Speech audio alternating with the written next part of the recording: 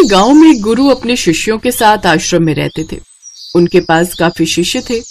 उन्हीं में से एक था राजू। जाओ राजू और गांव वालों से भिक्षा ले आओ। जो आज्ञा गुरुदेव। गुरुदेव की आज्ञा पाकर राजू भिक्षा लेने के लिए गांव में गया। उसने भिक्षा के लिए एक दरवाजा खटखटाया तो अंदर से बड़ी बड़ी दाढ़ी वाला एक तांत्रिक काले कपड़े पहने बाहर आया और बोला, भिक्षाम देही, हमारे गुरुजी के नाम पर भिक्षाम देही। ये सुनकर वो तांत्रिक क्रोधित हो उठा। दुष्ट बालक, आखिर तुम कौन हो जो मेरे दरवाजे पर आकर किसी और का गुणगान कर रहे हो? मेरे गुरुजी महाराज सर्व सामर्थ हैं। ये सुनकर तांत्रिक गुस्से में आ गया। अच्छा, मेरे दरवाजे पर आकर किसी और का गुणगान करता है बालक? चल जा, मैं भी देखता हूं कि कितना सामर्थ है तेरे गुरु में। तुझे मेरा श्राप है कि तू कल तक उगता हुआ सूरज नहीं देख पाएगा, अर्थात तेरी मृत्यु हो जाएगी। तांत्रिक के मुंह से ये बात सुनते ही राजू के हाथ पांव फूलने लगे। वो घबरा गया। तभी गांव वाले कहने लगे, हे भगवान, ये क्या अनहोनी हो गई? इस तांत्रिक का दिया गया श्राप कभी खाली नहीं जाता। राजू मायूस होकर वापस आश्रम की ओर लौट गया, लेकिन वो रास्ते भर सोचता रहा, आज मेरा अंतिम दिन है, मेरा समय खत्म होने वाला है। यही सब सोचते सोचते राजू आश्रम पहुंच गया। राजू को देख गुरुदेव मुस्कुराते हुए बोले, ले आए पुत्र भिक्षा। गुरुदेव की बात सुनकर राजू बोला, हाँ गुरुदेव, भिक्षा में मैं अपनी मौत लेकर आया हूँ। क्या मतलब? फिर उसने सारी घटना गुरुदेव को सुना दी और फिर एक कोने में जाकर बैठ गया। उसकी बात सुनने के कुछ देर बाद गुरुदेव बोले, चलो राजू, भोजन कर लो। गुरुदेव, यहाँ मेरे प्राण सूख रहे हैं और आप हैं कि भोजन करने की बात कर रहे हैं। राजू की बात सुनकर गुरुदेव बोले, अभी तो पूरी रात बाकी है राजू, अभी से तुम चिंताग्रस्त हो गए। अभी से चिंता क्यों कर रहे हो? चलो ठीक है, जैसी तुम्हारी इच्छा। फिर गुरुदेव सोने के लिए चले गए। कुछ देर बाद गुरुदेव ने राजू को अपने पास बुलाया और कहा, राजू पुत्र, हमारे चरण दबा दो। जी गुरुदेव, मेरे जीवन में जो भी क्षण शेष हैं उन्हें मैं आपके चरणों की सेवा में व्यतीत करना चाहता हूं। राजू, चाहे जो भी हो, चरण छोड़कर कहीं मत जाना। गुरुदेव, नहीं जाऊंगा। गुरुदेव ने अपने शब्दों को फिर से 3 बार दोहराया। मैं फिर कह रहा हूं राजू, चाहे कुछ भी हो, चरण छोड़कर कहीं मत जाना। जो आज्ञा गुरुदेव। गुरुदेव सो गए और राजू पूरी निष्ठा पूर्वक अपने गुरुदेव के चरण दबाता रहा। ऐसे ही रात्रि का पहला पहर बीता। तांत्रिक ने अपना श्राप पूरा करने के लिए अपनी तंत्र विद्या का इस्तेमाल किया। उसने एक देवी को हाथ में धन धान्य, सोने के आभूषणों से भरा हुआ एक संदूक लेकर भेजा। कुछ देर बाद राजू के दरवाजे पर देवी प्रकट हुई और कहने लगी, इधर आओ पुत्र, ये हीरे सोने चांदी से भरा पात्र ले लो, ये मैं खास तुम्हारे लिए लाई हूँ। उस देवी को देख राजू हैरान रह गया और बोला, मुझे इसे लेने में कोई परेशानी नहीं है देवी, लेकिन इस वक्त मैं अपने गुरुदेव की आज्ञा का पालन कर रहा हूँ और मैं वहां आकर इसे नहीं ले सकता। अगर आपको देना है तो कृपा कर आप यहाँ आ जाइए। राजू की बात सुन देवी बोली, नहीं नहीं, तुम्हें ये पात्र यहाँ आकर लेना होगा। देखो इसमें कितना सोना चांदी है। नहीं नहीं, मैं वहां नहीं आ सकता, आप यहाँ आ जाइए। तांत्रिक का पहला पासा असफल रहा। ऐसे ही पहला पहर बीता। राजू अभी भी अपने गुरु की चरण सेवा कर रहा था। तभी तांत्रिक ने दूसरी चाल चली। एक बार तो वो मेरे हाथों से बच गया, लेकिन अब नहीं, अब मैं ऐसी चाल चलूंगा कि उसे आना ही होगा। तांत्रिक ने फिर दूसरा पासा फेंका। उसने एक छल को राजू की माँ का रूप देकर भेजा। अब तो उस राजू को मेरे जाल में फंसना ही होगा। कुछ देर बाद वो औरत राजू की माँ के भेष में पहुंची। राजू, मेरे बच्चे, कैसे हो तुम? अपनी माँ को दरवाजे पर खड़ा देख राजू ने सोचा, अच्छा हुआ जो मरने से पहले माँ के दर्शन हो गए। मरने से पहले माँ से भी मिल लेता हूँ। वह औरत जो माँ का रूप धारण करके आई थी वह बोली, आओ बेटा, मेरे गले लग जाओ। मैं कब से अपने पुत्र को कलेजे से लगाने के लिए तड़प रही थी।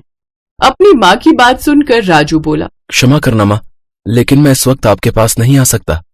मैं अपने गुरु के चरणों की सेवा कर रहा हूँ। मेरा भी बहुत मन है आपके गले लगने का, लेकिन अभी मैं मजबूर हूँ।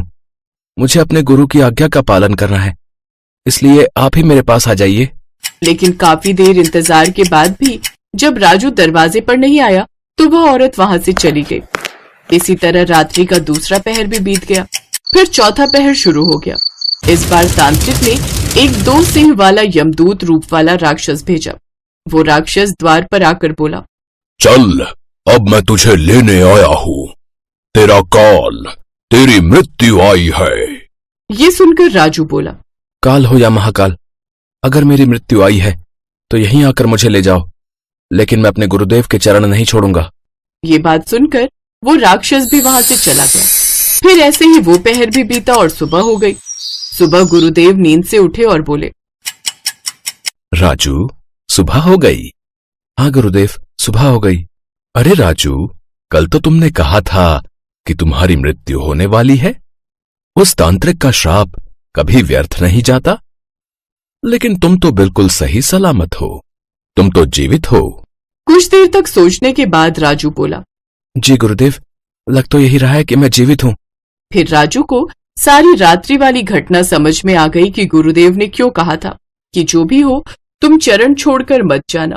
फिर राजू रोने लगा और कहने लगा, जिसके सर पर गुरु का हाथ हो उसका काल भी कुछ नहीं कर सकता।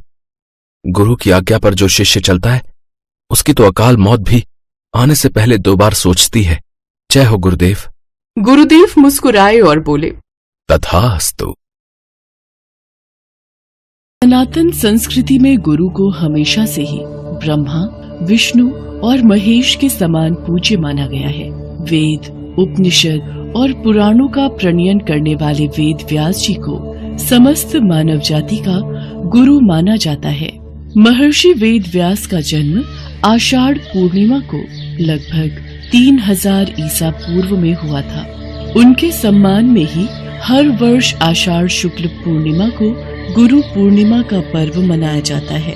कहा जाता है कि इसी दिन व्यास जी ने शिष्यों एवं मुनियों को सर्वप्रथम श्री भागवत पुराण का ज्ञान दिया था।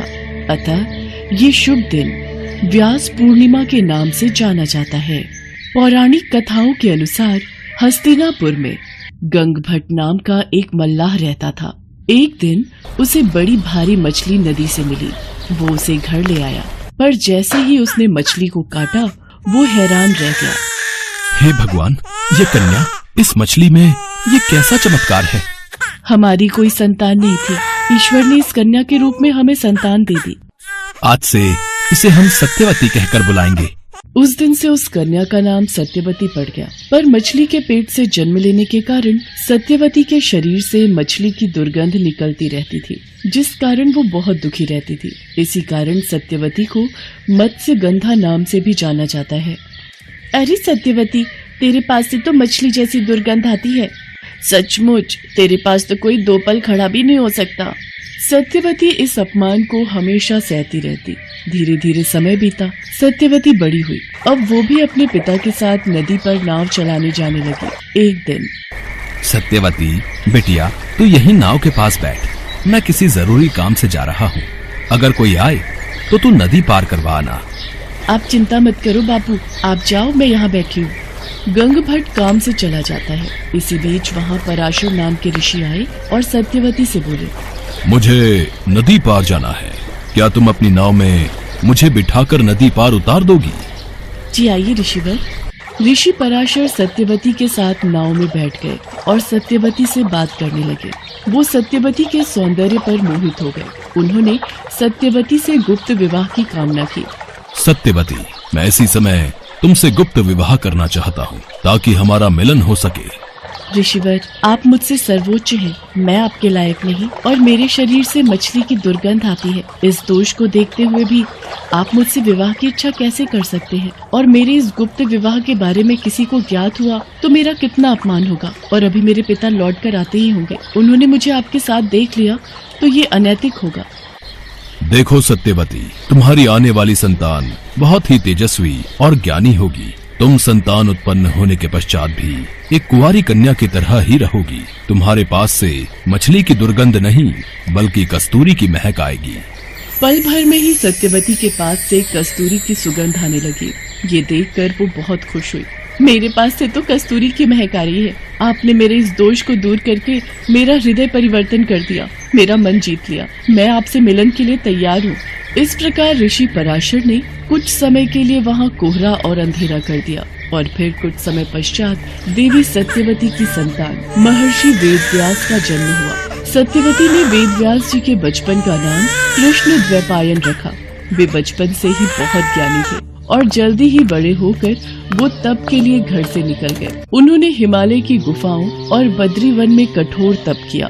बाद में बद्रीवन में रहते हुए अध्ययन अध्यापन किया, जिससे उनका नाम बादरायण के नाम से संसार में विख्यात हुआ।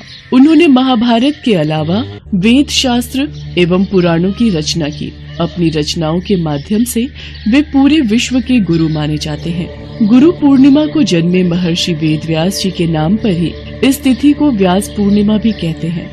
महर्षि वेदव्यास ने वेदों को अलग अलग खंडों में बांटकर उनका नाम ऋग्वेद, यजुर्वेद, सामवेद और अथर्ववेद रखा। वेदों का इस प्रकार विभाजन करने के कारण ही वो वेदव्यास के नाम से प्रसिद्ध हुए।